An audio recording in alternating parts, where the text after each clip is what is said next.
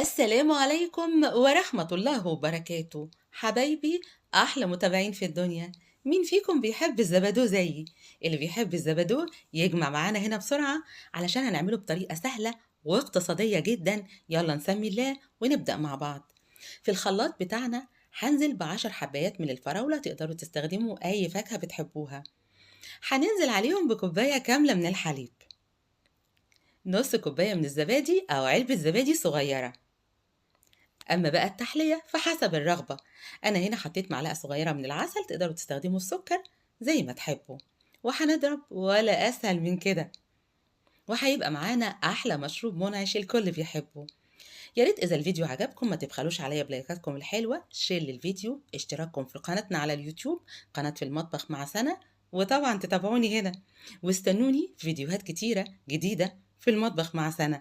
السلام عليكم ورحمة الله.